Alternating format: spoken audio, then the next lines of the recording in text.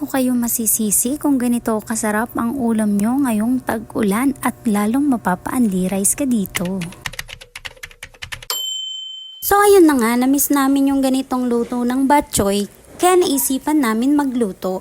Panoorin mo itong video na to hanggang dulo para malaman mo kung paano magluto ng bok choy. So maaga pa lang, namalengke na si Dodong para bumili ng mga kakailanganin ko sa pagluluto ng bok choy. Sabi kasi niya, kung hindi ka maagang mamamalengke, hindi mo na maaabutan ang lomo part ng baboy at ang lapay. Ito kasi yung mga ingredients na kailangan mo sa pagluluto ng bok choy. Syempre, kasama na dyan yung atay.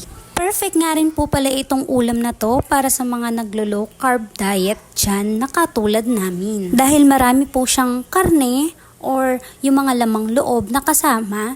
So, marami siyang source of protein na tinatawag. Sa mga hindi naman po naglo-low carb, yung iba po kasi naglalagay ng miswa dito. So, pwede kayong maglagay din ng miswa pampadagdag sa uulamin yung bok choy. So, anyway, after kong mag-prepare ng mga ingredients dyan, nag-init na ako ng kawali para maglagay dito ng mantika at maggigisa na tayo. So, una kong ginasa dito is yung ating luya and then yung sibuyas at bawang. Ang uunahin natin na karne is yung ating lomo. Ito rin po kasi yung malambot na part ng baboy, kaya ito rin po yung perfect para sa ating bok choy. Tapos maglalagay ka lang dyan ng patis at sasangkutsa mo. And then maglalagay ka ng konting paminta.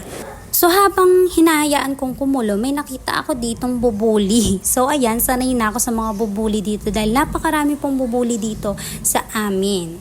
So after kong antayin kumulo, nilagay ko na dito yung lapay. Akala ko napakakonti ng lapay na binili ng asawa ko dahil pinaghiwalay ko yung red part na nandito sa lapay na nakahalo. Ngayon pala lapay yun, akala ko kasi atay day. Inuuna ko kasing pakuluan yung lapay kesa sa atay. Di ba madali naman lumambot yung atay kesa sa lapay? So ayan, sa hindi ko inaasahan na may mga lapay pala dyan.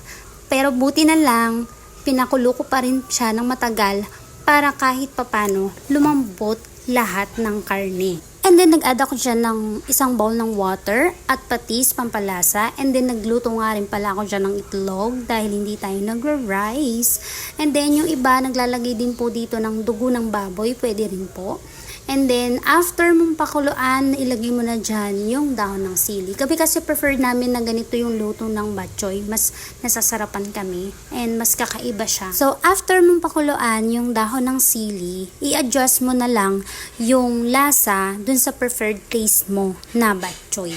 So, eto na. Tapos na ang ating bok choy.